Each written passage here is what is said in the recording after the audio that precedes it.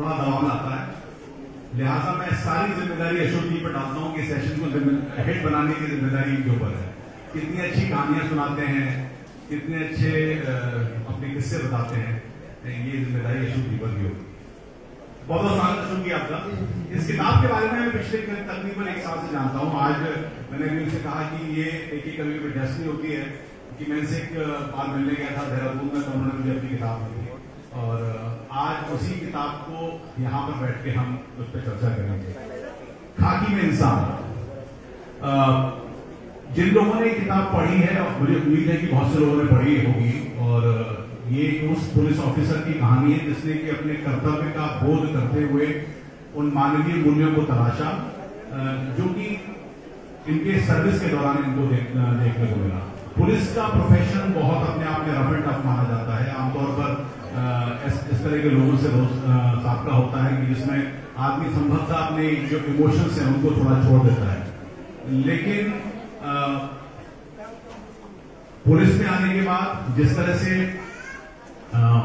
चीजों को देखा, केसों को सॉल्व किया, उस दौरान जो इन्होंने अपने अनुभव किए, उसकी पूरी वानगी है खाकी में इंसान।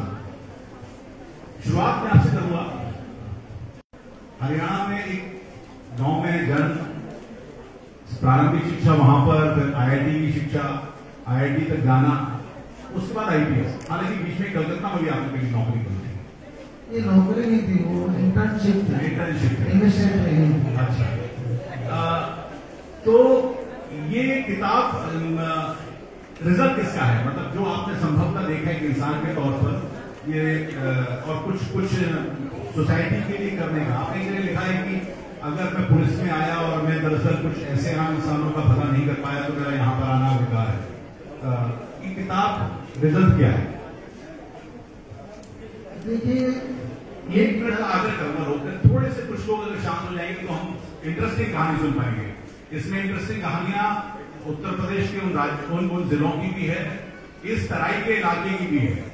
आज उत्तराखंड के अगर पुलिस महानिदेशक हैं तो लेकिन एक पुलिस अधिकारी के तौर पर इसी इलाके में, जिसे तराई का इलाका कहा जाता है, यानी कि हल्द्वानी, रुद्रपुर, काशीपुर, जबकि यहाँ पर आतंकवाद चरम पर था, तो उस दौरान की बड़ी इंटरेस्टिंग कहानी है, वो भी आपको जानने में संभवतः जो लोग यहाँ पर उस दौर को जिन्होंने देखा होगा वो रिलेट कर पाएंगे। लिहाजा थोड़ा आग्रह है कि अगर शांति बनाए रखेंगे तो हम सुन पाएंगे। जी शुक्रिया।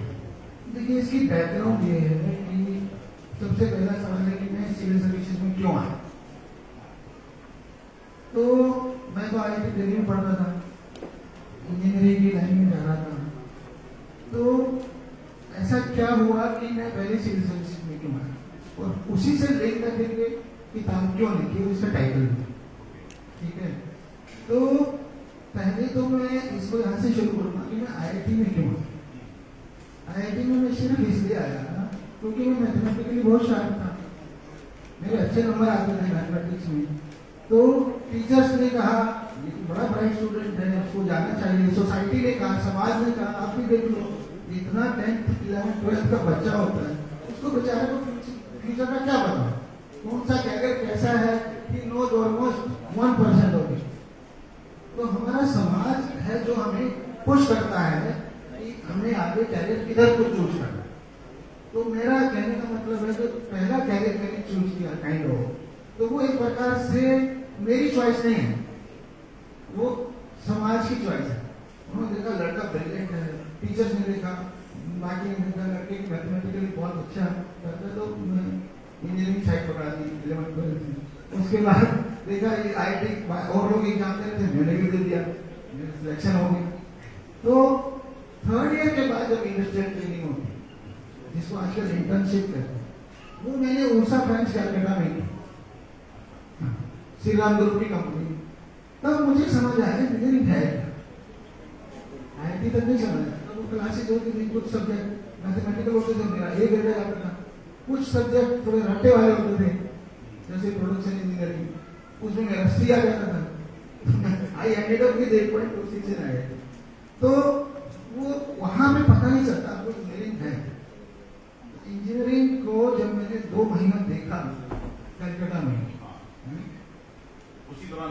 उसी समय समझ आया 9 से 5 कि क्या होती है इंजीनियरिंग। जैसे वो पंखा है, दूसरा कांच के रोटर बनेगा, लेस में लग रहा होगा, कहीं तार वो बन रहा होगा। तो मैंने देखा यार ये मैकेनिकल जिंदगी मेरे लिए सही नहीं। तो उससे मैंने ये डिसीजन निकाला कि भाई ये कहीं गलत जगह आ गया। और मेरे को मतलब 2 महीना और रोज का 8 घंटे 9 से 5 काटना मतलब मेरे लिए एक बड़ी चुनौती हो गई। तो मैंने कहा 2 महीने मेरे से कट नहीं रहे, 8 घंटे मेरे से हो नहीं रहे, पूरी जिंदगी में इंजीनियरिंग में रहूंगा तो क्या करूंगा। इसीलिए मैंने वहां से लाइफ चेंज किया कि भाई सिविल सर्विसेज में जाना है, जहां लोगों की सर्विस का ज्यादा अवसर है, लोगों की जिंदगी में ज्यादा बड़े फर्क आप ला सकते हो, जहां आप जो है आपके करने का इम्पैक्ट भी सीधा दिखेगा लोगों में। तो ये जो है इस वजह से मैंने इंजीनियरिंग छोड़ के सिविल सर्विस का कैरियर चुना। यानी कि पंगा लेने की आदत शुरुआत से थी, मतलब 9 to 5 का फैन पसंद नहीं आया तो तूफान का सामना करूंगा, जो बड़ा पंखा होता है। इसे आप पंखा कहे आपकी चॉइस है। तो खैर मैं IIT से मतलब IIT की लाइन छोड़ के सिविल सर्विस में आ गया, मेरा IPS में सिलेक्शन हो गया। ठीक है, मैं सिलेक्शन ट्रेनिंग के बाद जो हमारी मसूरी और हैदराबाद की ट्रेनिंग होगी, तो मेरे को पहला जिला मिला इलाहाबाद। वैसे मैंने गंगा किनारे बहुत नौकरी की, बद्रीनाथ जैसे करके इलाहाबाद, हरिद्वार में रहा 2 बार SSB। तो पहला जिला मुझे मिला इलाहाबाद। इलाहाबाद में पहुंचे तो पहले 6 महीने में बड़ी वहां हो गया कि मैं कहीं गलत जगह तो नहीं आ गया। हाँ, मैं किसी चक्कर में तो नहीं फंस गया। मतलब वहां पे तो आप जब आते हो तो पता चलता है कि मेरी पहली पॉइंट है। आप पढ़ेंगे नहीं, वो तो मैं चाहता हूँ कि आप ही पढ़ें। आपको देखो मैं जिससे नहीं कर रहा हूँ फर्स्ट एकदम फर्स्ट मुझे दे दो।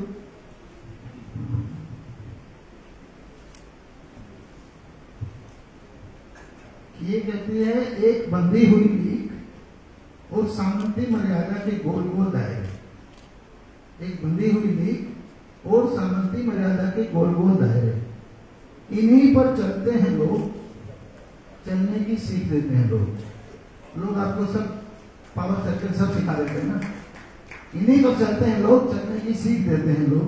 किंतु जो आपने कहा पंगे वाली बात, किंतु बंधी हुई लीक को तोड़ना, सामंती मान मर्यादाओं के दायरे से बाहर आना और एक इंसान के नजरिए से सोचना। ठीक है, बंधी हुई लीक को तोड़ना, सामंती मान मर्यादाओं के दायरे से बाहर आना और एक इंसान के नजरिए से सोचना। मेरा कहना है कि पुलिस की वर्दी में होते हुए भी इंसान बने रहना है, इतना मुश्किल तो नहीं। तो ये इसका जो टाइटल है, तो मुझे उस पहले 6 महीने ये लगा कि मैं कहीं फंस तो नहीं गया इस चक्कर में। मैं एक ऑप्शन छोड़ के आया था और दूसरी ऑप्शन भी मैं जो सोचा था वो नहीं है। पता चला मैं इन्हीं सामंती मान मर्यादा के गोल गोल दायरे में घूमता रहूं और जो मैं सोचता था लोगों की सहायता करूंगा, सेवा करूंगा, हेल्प करूंगा, कुछ भी नहीं कर पाऊंगा। ठीक है, ये मेरा शुरुआती। हाँ, क्योंकि अंडर ट्रेनिंग होते हैं, उन दिनों पावर नहीं होती आपके पास। ठीक है ना, पर जब मैंने रेगुलर जॉब किया ASP, SP, SSP, DIG, तब मुझे समझ आया कि पुलिस की जिंदगी में आपको रोज कम से कम 100 लोगों की हेल्प करने का मौका मिलता है। तो मुझे लगा, मैं अपनी डायरी में लिखता था, मेरी वाइफ अलगुंदा जी ने इसको पुस्तक में कन्वर्ट कराया, तो वहां से इसकी वो आई कि ये जो खाकी में इंसानियत है इसको भी बाहर लाना चाहिए।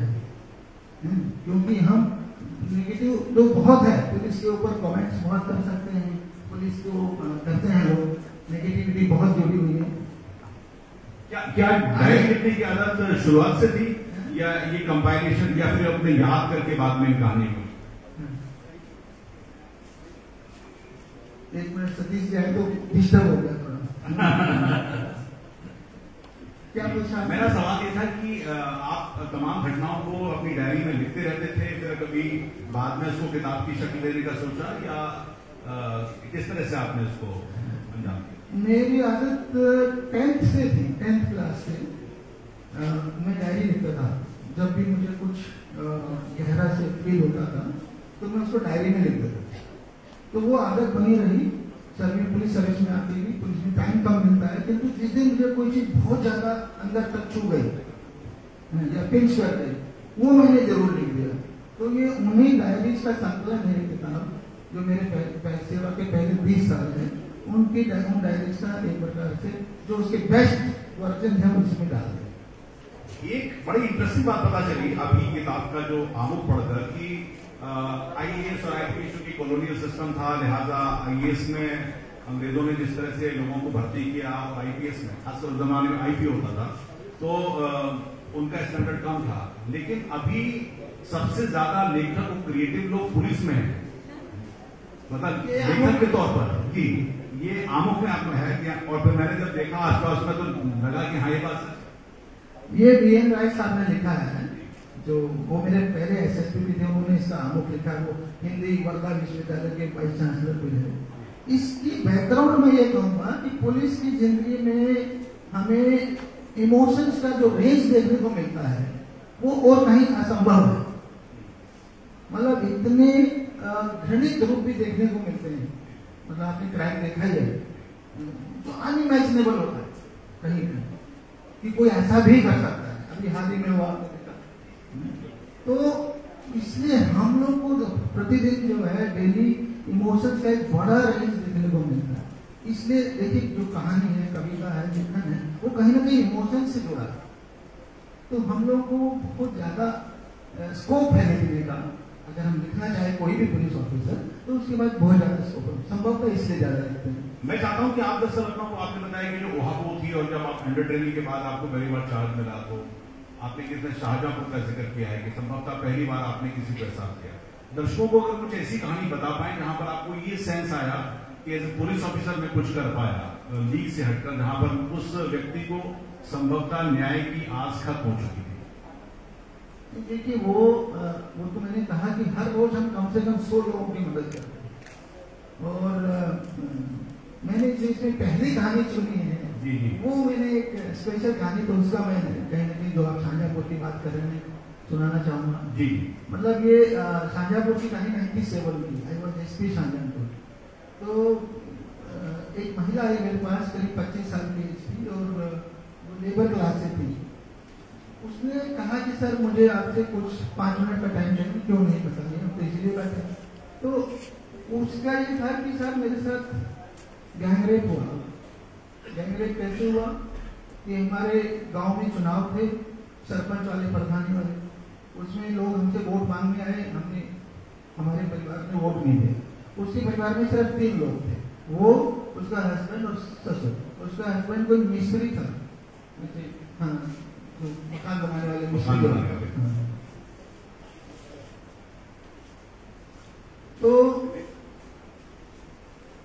तो उन्होंने कहा भी हमें वोट देना है, हमने उनको नहीं दिया। बाई चांस हम लोगों ने दूसरों को दिया, तो बाद में उनको पता चल गया कि इस परिवार ने हमें वोट नहीं दिया। जब वो इलेक्ट हो गए उसके बाद 4 लोग आए, दरवाजा बंद किया और हस्बैंड और फादर इन लॉ के सामने ही उसको गैंगरेप इस लेडी के। उसके बाद जाते जाते धमकी दे गई कि तुम लोगों ने देख लिया, तुमने हमारे बात नहीं सुनने का मजा, तो अगर अब तुमने हिम्मत करी पुलिस में जाने की तो फिर आगे का मजा देखो। तो वो हस्बैंड और ससुर तो डर गए, पर ये महिला थी थोड़ी स्ट्रॉन्ग गैरत वाली, तो उसने कहा नहीं मैं तो जरूर रिपोर्ट लिखूंगा। वो पुलिस में गई, FIR लिखी गई, अरेस्ट हो गए चारों अरेस्ट हो गए। फिर हमारा आजकल जो हमारा जो जुडिशियल सिस्टम है उसमें बहुत सारे राइट टू बेल फिर बड़ा फोकस रहता है, बड़े बड़े नामी वकील हैं ध्यान में, तो खैर उनकी बेल हो गई। तो बेल हो गई, बाहर आते ही उन्होंने पहला काम ये किया कि पुलिस के दरोगा को पटाया, ठीक है, और फिर उसके ऊपर चार्ज लगा दिया, उसके हस्बैंड को। तो हस्बैंड साहब जेल में गए।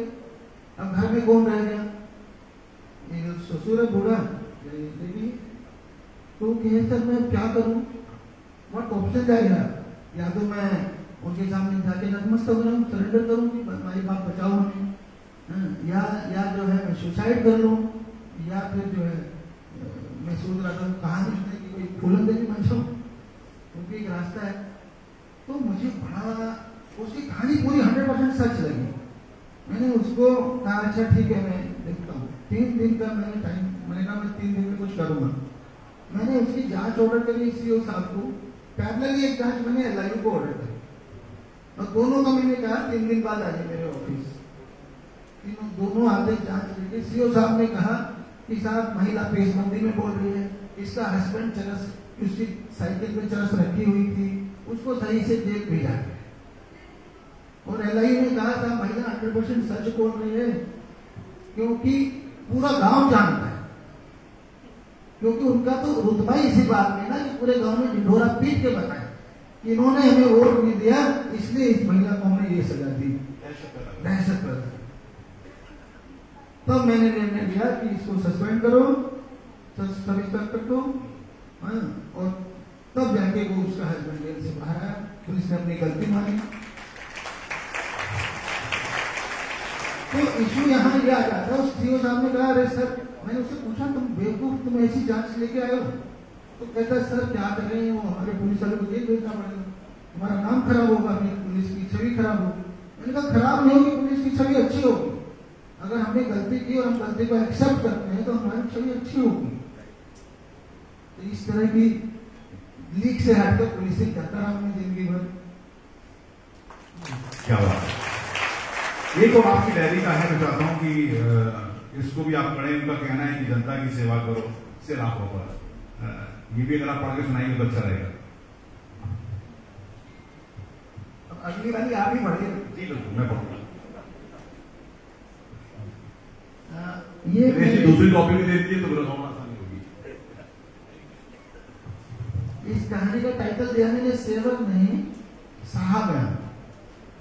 टाइटल से आप समझ सकते हैं, हम लोग भारतीय पुलिस सेवा, अभी रणवीर साहब जी जो भारतीय प्रशासनिक सेवा, यही लगा ना हमारे कंधों पे। किंतु तो इसका मतलब हम लोग को जनसेवक होना चाहिए, किंतु सामान्यतः एक भी आदमी हमें जनसेवक नहीं बोलता। कहीं ना कहीं हमारी बैकग्राउंड में फ्यूडलिज्म है, सामंतवाद है, सभी साहब है कि नहीं? एसडीएम साहब, सीओ साहब, एसपी साहब, डीएम साहब, सब साहब है। तो ये कहीं ना कहीं गड़बड़ है, तो इसलिए मैंने इसका टाइटल दिया है कि सेवक नहीं साहब है। तो ये पॉइंट एक, ये मेरी डायरी से ही पॉइंट है, ये भी इलाहाबाद के लिखी हुई 90s की, 1990-91 की लिखी हुई। उनका कहना जनता की सेवा करो सिर आंखों पर, थोड़ी सी व्यंग्यात्मक पॉइंट है सैटारिकल।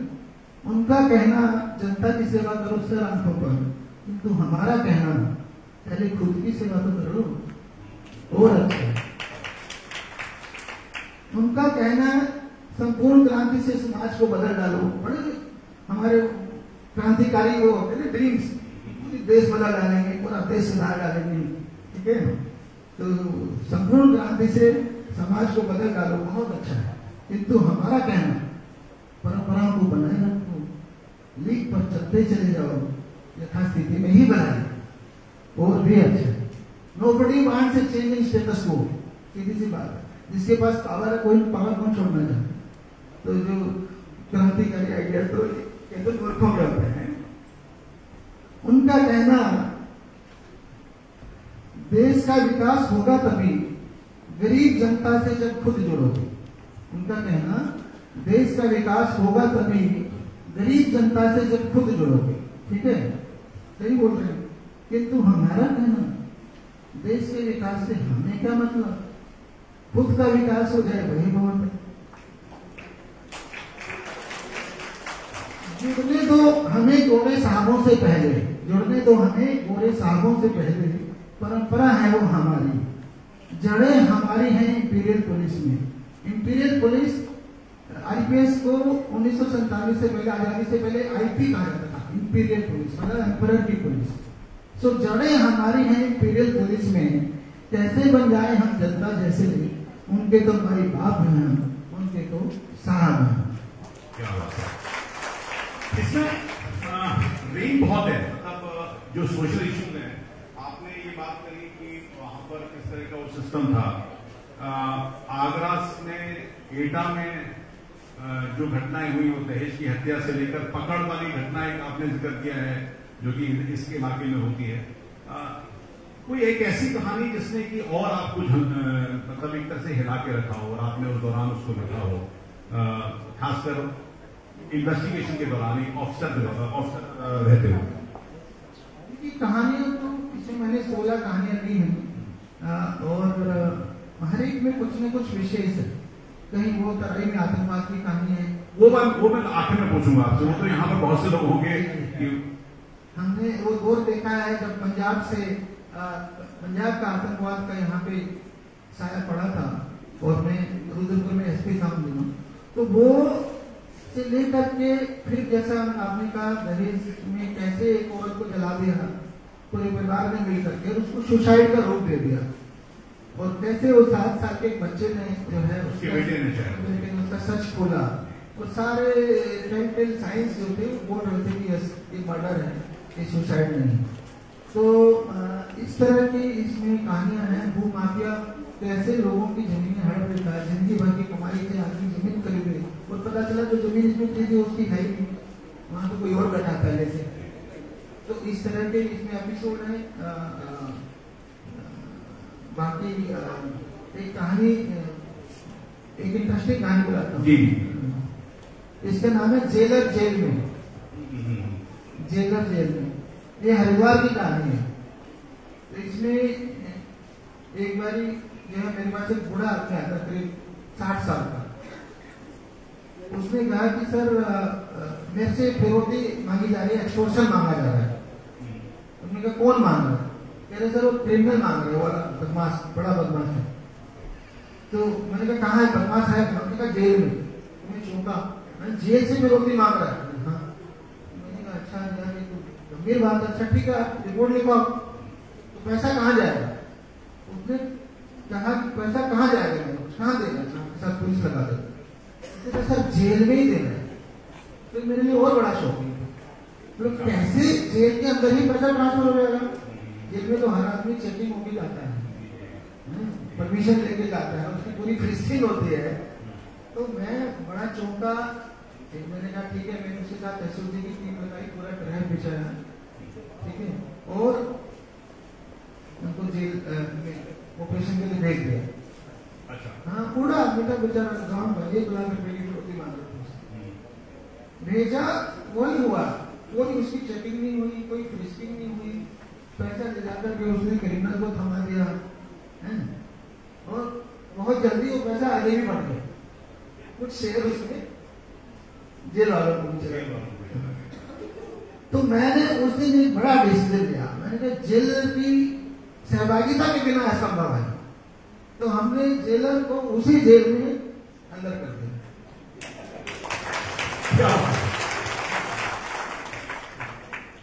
क्या बात है। एक आपने अभी बड़ी अच्छी बात कही कि जो खासकर जिस पर आपने सेटायर वाली कविता लिखी कि साहब हैं।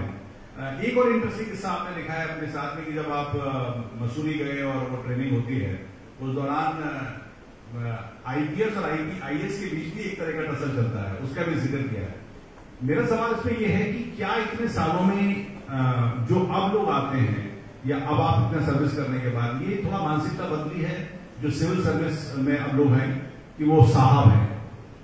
मैंने पहले तो उसमें टसल का वहां कोई जिक्र नहीं है। एक आपने कहा ना कि किसी अधिकारी ने कहा था कि नहीं यार ये सिस्टम बदलने की बात मत करो, we are here to rule, we are here to. वो उसमें आईएएस वर्सेस आईपीएस कुछ नहीं, उसमें सारे सिविल सर्वेंट्स पे कमेंट है। अच्छा, ओके। कि मैं तो बड़ी सारे सेवा के सपने लेकर के आया था, ठीक है ना। कहीं आप इसलिए तो नहीं करेंगे सामने का आईएएस अधिकारी बैठे हैं? ऐसा कोई, हम लोग बहुत पुराने हुए हैं। तो वो मेरे लिए शॉकिंग ये था कि जब पहली ट्रेनिंग हमारी मसूरी में होती है जिसमें सारे कॉमन होते हैं, IAS IPS, income tax, forest वाले सब एक साथ होते हैं, और उसके बाद अपने अपने अकेडमी में, तो पुलिस अकेडमी हैदराबाद। तो जब शुरू वाली अकेडमी में हम गए मसूरी की, तो आई थॉट कि सब मेरी तरह आए होंगे, जैसे मैं इंजीनियरिंग छोड़ के आया हूँ। तो इंटरव्यू में बड़े बड़े आपको आइडियाज पेश करने पड़ते हैं ना कि बड़ी आप देश सेवा की टीम से आए। तो उसने शुरुआती पहले हफ्ते में एक बंदे ने बोल दिया यार क्या बेकार की बात कर रही, तो फिर इंटरव्यू बोलने के लिए होता है। तब मेरे को शॉकिंग लगा कि भाई हम तो फास्ट में आधे साधे बन के आ रहे, यहाँ तो 90% लोग तो दूसरे ही मतलब से आए। लेकिन अब क्या ये भाव बदला है या अभी भी भाव वैसे ही रहता है? मेरा सवाल ये था। मुश्किल ये है, मतलब ये होता है ऑनेस्ट आंसर। ठीक बात है, चलिए। मतलब मैं ओवरऑल असेसमेंट बताऊं, 20% लोग बहुत अच्छे लेवल पे होते हैं जी, और 20% लेवल ऐसे होते हैं जो कभी नहीं सुधरेंगे, और 60% लोग ना हवा का भाव देते हैं। अच्छा, जिधर हवा बहती है उधर चले जाओ। चलिए, इसमें बहुत सी बातें सब।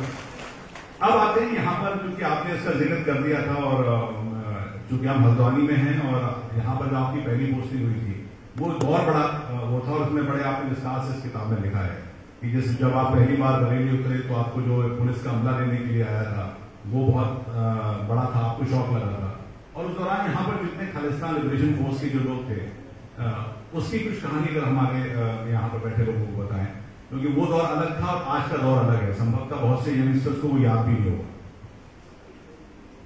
मैं इलाहाबाद से फर्स्ट प्रमोशन पे रुद्रपुर आया था, किंतु हमारे पोस्टिंग ऑर्डर में एडिशनल एसपी नैनीताल लिखा था, रुद्रपुर नहीं था।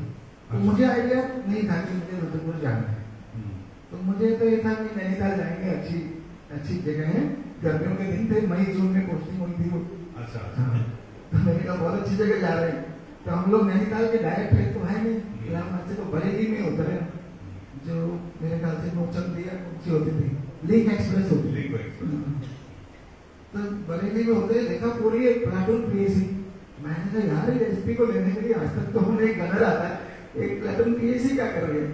तब पता चला कि यहाँ तो भयंकर वाला आतंकवाद था हम देखो, इसलिए वो एसपी जो है बिना एक प्लाटून पीएसी आगे पीछे लिए चलते ही नहीं थे। तो और उससे जिस दिन मेरी पोस्टिंग हुई उससे एक दिन पहले बाजपुर में एनकाउंटर हुआ था, 4 आतंकवादी जो है गन्ने के खेत में ट्रैक हुए थे, गोलियां चली, फिर घेरा डरा, घेरा रात भर पड़ा रहा। अर्ली मॉर्निंग 5 बजे टेररिस्टों ने एक चांस लिया कि नहीं तो अगला दिन फिर शुरू हो जाएगा तो बचेंगे नहीं, उन्होंने बर्स्ट फायर मार के भाग गए, उसमें 2 पुलिस वाले मर गए। तो ये हुआ क्या, इतनी 1000 पुलिस पड़ी थी वहां, उनको 4 टेररिस्टों को ही मार, तो उनको सारे एसपी सब ट्रांसफर हो गए। उसी ट्रांसफर में मैं अंदर आ गया। अच्छा, ठीक है, इलाहाबाद से। तब मुझे पता चला कि भाई ये बड़ा टेररिस्ट इन्फेक्टेड एरिया है, और फिर हमने पूरा 1 साल इसी में काम किया। उसमें सबसे बड़ी बात जो टेक अवे कि जो मैंने सबसे बड़ी कमी देखी, जो हम लोग को सूचना में गैप होता था कि भाई आतंकवादी किसी कहीं उन्होंने शरण ली किसी के घर में, किसी गन्ने के खेत में, 2 दिन बाद 4 दिन बाद पता चलेगा वहां छिपे थे, तब तक वो आगे चले गए। ठीक है, और उन दिनों टाडा एक्ट होता था, उसमें शरण देना भी उतना ही बड़ा अपराध था जितना आतंकवाद। तो उसमें आधे से ज्यादा जो बंद किए गए थे वो उसी शरण वाली शरण के थे कि भाई शेल्टर दिया आपने आतंकवादी को, इसलिए आपको जेल भेज रहे। तो मेरा ये कहना भाई, कोई AK-47 के दाम पे कि नोक के आगे किसकी हिम्मत है तो खाना नहीं देगा। मंचेरा जी भी देखते हैं, ये भी बड़े पत्रकार थे, मतलब ठीक है, अभी भी तो भाई ये सच्ची बात है, अगर आपके घर में कोई आ जाए AK-47 के पास है तो आप खाना कैसे नहीं दोगे, या आपको छुपने की जगह। तो मैंने पब्लिक मंच से डिक्लेयर किया कि हम इनको बिल्कुल बंद कर। हाँ, तो जनता मेरे साथ आने लगी, सूचना का टाइम गैप हमारा बढ़ गया, ठीक है, उनको हमारे ऊपर क्रेडिबिलिटी बढ़ी, हमारी विश्वसनीयता बढ़ी। तो ऐसे करके करके हमने पूरा 1 साल में यहाँ एक भी टेररिस्ट नहीं बचा, या तो सरेंडर करके या एक बड़ा एनकाउंटर हुआ, जो किताब में लिखा है। तो इस तरह से हमें सफलता मिली जनता के सहयोग से, और हमने ये किया कि एक भी आदमी को गलत नहीं बनता। और ओवरऑल आप जो आज जो की किताब पढ़ेंगे तो देखेंगे कि आतंकवाद ने किसी को कुछ नहीं दिया, चाहे वो करीब 100 मुकदमे लिखे गए थे, 300 लोग मारे गए थे, यहाँ की 84 to 94 10 साल की हिस्ट्री की तराई का डाटा बता रहा हूँ, और उसमें 30 पुलिस वाले थे 300 में से, और इससे ज्यादा आतंकवादी थे। तो फायदा किसको हुआ? आतंकवादी परेशान, उनके परिवार परेशान, पुलिस वाले परेशान, उनके परिवार परेशान, पूरी पब्लिक परेशान। जिस दिन में आया था 5 बजे के बाद बाजार में खुलता था, सब भर के अंदर, और मैंने कहा एसपी एक प्लेटफॉर्म से कम नहीं चलता, सबसे पहले मैंने प्लानिंग छोड़ी। मैंने कहा अगर ये मेरे साथ चलेगी तो लोगों में तो विश्वास बिल्कुल नहीं रहेगा, ये सिक्योरिटी का माहौल ही नहीं इसका मतलब। एसपी को एक लेवल लेके चलना पड़ता तो हमारे कहाँ से क्यों फील करें। तो ये बहुत सारे स्टेप्स लिए हमने और लकीली जो है लोगों के सहयोग से आत्मविश्वास खत्म की। डिपार्टमेंट के अंदर से सहयोग रहा या उसके लिए भी कुछ ढूंढना पड़ा, खासकर जो एक आमतौर पर एक चलता हुआ एटीट्यूड होता है या जो एक परंपरा होती है, उसमें कुछ चीजें बदलना आमतौर पर वो कठिन रहा या उसका रेजिस्टेंस झेलना पड़ा? देखिए, डिपार्टमेंट की अगर बात करें, पुलिस वाले भी हमारे साथी हैं यहाँ 10-20, डिपार्टमेंट बहुत सारे बहुत अच्छे काम भी करता है, इसीलिए मैंने किताब लिखने की जरूरत पड़ी कि खाकी में इंसान भी हैं, हम लोग हम भी इंसान हैं। आप कल तक मैं IITian था, आज मैं IPS हो गया तो मैं बदल थोड़ी गया, मैं तो वही हूँ। तो लोगों को डाउट रहता है। तो ये प्रॉब्लम क्या है कि पुलिस बहुत अच्छे काम करती है, किंतु हमारे बीच ही 1-2-5% कुछ ऐसे लोग भी हैं जो बह जाते हैं और जो सही काम नहीं करते, उससे हमारी छवि खराब होती चली जाती है। तो उनको सुधारना आसान काम नहीं है। बहुत टेढ़ी की है, आज भी उतनी टेढ़ी है। ये कविता थोड़ा रेलेवेंट है और पत्रकारों के हिसाब से रेलेवेंट। हाँ, आप बताएं। मैं बस उसी में कह रहा हूँ कि जब आप अच्छा और सही काम करते हो, ऑनेस्ट काम करते हो, तो जो मैंने देखा आदमी, फिल्में आपने बहुत देखी होगी, बहुत सारा पॉलिटिशियंस पे इस पे उस पे दबाव आता है, आता बहुत दिखाया जा रहा है फिल्मों में, किंतु किसी ने एक बात नहीं दिखाई, तो वो मैं सबसे बड़ी मानता हूँ। हमें सबसे ज्यादा चैलेंज पता कहाँ से आता है? हमारे वो पुलिस वाले हैं जो करप्ट है, जो बेईमान है, वो मुझे सबसे ज्यादा चैलेंज देते हैं।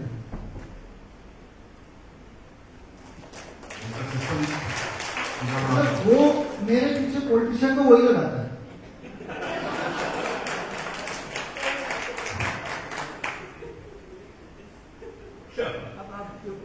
अब मेरा सवाल इस पर आपकी इस कविता को लेके जून 86 की आपकी है, और ये पत्रकार के हिसाब से ठीक मेरी थी, बुद्धिजीवियों पर जो आपकी टिप्पणी है कि आज के हिसाब से भी ठीक है, किस पर लिखी थी आपने? पढ़ देता हूं मैं। आज के तथाकथित बुद्धिजीवियों की आत्मा जैसे मर गई है, रह गई है सिर्फ राख बाकी, रह गई है सिर्फ राख बाकी। इन मरी हुई आत्माओं वाली आधुनिकता के नाम पर चलती फिरती मशीनों को करते हुए मानवता की हत्या देखता रहता हूं मैं नितांत अकेला। ये किसको मतलब क्या भाव था और ये किस पर आपने लिखी? इसके पीछे दोनों IIT और IPS के जो इंटेलेक्चुअल्स हैं, कहीं ना कहीं उन्हीं पे कमेंट है कि उन दिनों IIT के लोग सब विदेश भागने को लगे रहते थे, देश में सेवा करने की कोई सोचता नहीं था। तो उस टाइप की बैकग्राउंड में है कि सिर्फ पैसा पैसा पैसा दिख रहा है सबको और ह्यूमैनिटी नहीं दिख रही। तो इसलिए देखते हुए मानवता की हत्या देखता रहता हूँ मैं, करते हुए मानवता की हत्या देखता रहता हूँ। तो ये उस दौर में था जब लोग ज्यादातर विदेश जाना चाहते थे, खासकर हम तो उन दिनों तो 80% आदमी विदेश से बाहर भागना चाहते हैं। अब उल्टा हो गया। जी। अब वापिस भी आना चाहते हैं। अब हम डेवलप्ड होते जा रहे हैं। आप डेवलप्ड होते जा रहे हैं। पिछली बार नरेश जी ने कहा था कि कुछ क्वेश्चन जनता की तरफ से हैं, तो अगर कुछ लोग पूछना चाहते हैं, देखिए। अरे वाह। जी। हाँ, ओके।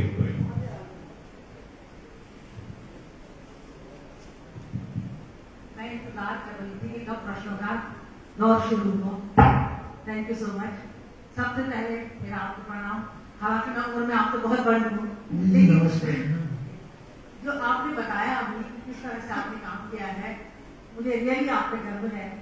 और अधिकतर हम ये सुनते हैं कि जिस तरह से आपने काम किया है संभव नहीं है। मेरा बेटा भी IIT दिल्ली से पढ़ा है, एक मैं उसके साथ कर रही थी। जब आपने इतने टफ डिसीजन लिए, सीओ को भी जेल में डाल दिया या जेलर को भी जेल में डाल दिया, तो क्या आपको डर नहीं लगा? और आपका परिवार, क्योंकि आपकी पत्नी है, आपके बच्चे हैं, अधिकतर क्या होता है कि आपके परिवार की जो सुरक्षा होती है उसके डर से भी कई बार ऐसे डिसीजन नहीं ले पाते हैं। तो आपने ये हिम्मत कैसे आई? कल मैं ये सारी बातें अपनी असेंबली में, मैं शिक्षा के क्षेत्र से जुड़ी हूँ, तो मैं कल अपने बच्चों को बताऊंगी ये सारी बातें। तो कैसे आपको डर नहीं लगा? आज इतनी हिम्मत से आप कह रहे हैं कि 20% लोग ईमानदार हैं, 20% लोग, जो आपने कहा तो बहुत बड़ी हिम्मत की बात है। हिम्मत मैंने आज तक कहीं नहीं दी। मैंने आपने जो कॉम्प्लीमेंट्स मैंने जो महसूस किया लाइफ में वो बोला है, वही लिखा भी है, और मुझे पता है उसके कई बार थोड़े एडवर्स परिणाम आ जाते हैं, किंतु मैं उनके साथ परिणामों के साथ जीता रहा हूँ। डर नहीं लगता। कितने लोग बैठे हैं यहाँ पर, इनके बच्चे नहीं होंगे, तो हर कोई पेरेंट, मैं खुद देखती हूँ अपने जीवन में कि लोग डर जाते हैं, क्या ऐसा करे, कैसा ना हो जाए, इतना डर को नहीं होंगे। तो इतने सारे अभिभावक भी बैठे होंगे, इनके बच्चे, हम कैसे ऐसे अभिभावक बने कि हमारे बच्चे इतने बोर्ड बने। देखिए, डरना तो नेचुरल है जो आपने कहा, पर संभव मुझे नहीं पता मैं आएंगे संभव, ठीक है, आ गया, मुझे बैकग्राउंड बताइएगा। तो और जैसे मैंने इस किताब में देखेंगे आप, एक 8वीं 9वीं 7वीं 8वीं कहानी, मैंने एक बहुत बड़ा एनकाउंटर किया, जिसमें 3000 गोलियां चली, 3 घंटे एनकाउंटर। उनको मंचेरा जी को भी उसको ग्राउंड पे गए थे, अच्छे से पता है। तो मैं सोचता मैं करता चला गया, मतलब मेरे मन में 1 मिनट को डर नहीं आया, मेरे कोई हीरोइज्म आया, पर मैं करता चला गया, as a part of duty मैं वो करता रहता।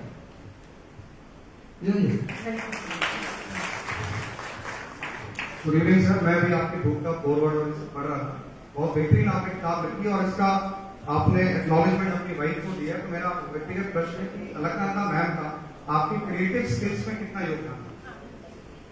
अलकनंदा मैम मेरे से ज्यादा क्रिएटिव है, पहली बार, और वो डीन है पत्नी यूनिवर्सिटी, आपको पता ही होगा। तो वो एक्चुअली नहीं ज्यादा क्रिएटिव, मैं क्रिएटिव नहीं हूँ, मैं चरम योगी जाता हूँ, ठीक है। पर मैं डायरी लिखता था और उसको पता था कि इसमें बहुत अच्छा मटेरियल है, तो उसने मेरे को बहुत खुश किया कि तुम इसको किताब में क्यों नहीं कन्वर्ट कर। और मैं हेजिटेट करता था, इसलिए मैंने को-ऑथर याद रहा हूँ, देखा हूँ लोकेश सोरी जिसमें को-ऑथर है, वो हिंदुस्तान टाइम्स के लिखते रहे, ठीक है। तो इसीलिए मैंने को-ऑथर किया कि मेरी किताब कहीं बेकार की चीज ना हो जाए, कोई स्टैंडर्ड चीज बने। सर, आपने एक बोल्ड डिसीजन और भी लिया, आपकी बेटी जो कोहू है वो इंटरनेशनल बैडमिंटन प्लेयर है, तो बीइंग एन आइडियल पेरेंट आपने कन्वेंशनल आईआईटी और जो जैसे जॉन साहब भी कह रहे थे कि जो हमारे कन्वेंशनल 2 करियर होते हैं, इंजीनियरिंग और मेडिकल, तो आपने अपनी बेटी को स्पोर्ट्स में कैसे प्रोपेल किया, मतलब उसका जो एप्टीट्यूड था, उसके एप्टीट्यूड और एम को आपने कैसे प्रोपेल किया? देखिए, वो तो मैं बैडमिंटन का स्टेट प्रेसिडेंट था, नेशनल का वाइस प्रेसिडेंट था, हम लोगों ने नेशनल चैंपियनशिप कराई देहरादून में, साइना नेहवाल गोपी चंद रहे थे, प्रॉब्लम वो वहां से इन्फ्लुएंस हो गई। पर मैंने उसको कहा कि भाई स्पोर्ट्स में फुल फ्लेजेड कैरियर है, क्यों नहीं, हम लोग क्यों ऐसा सोचते हैं कि खाली IAS IPS ही कैरियर है, या खाली IIT और मेडिकल और इंजीनियरिंग ही कैरियर। आप देखो, आप सचिन तेंदुलकर, नीरज चोपड़ा को कहाँ है, तो स्पोर्ट्स को हमें एज ए कैरियर लेंगे ना, उस दिन देश 100 गोल्ड मेडल में रहेगा ओलंपिक में। लेकिन इस कहानी में कुछ थोड़ी सी कमी लग रही है, जो चौहान साहब ने बताया वैसा कुछ रस नहीं है उसमें। इश्क की कहानी आपने थोड़ा सा लिखी है, या कुछ ऐसी बता दीजिए जो इसकी इंस्पिरेशन के पीछे वो क्या रहा होगा जिसकी वजह से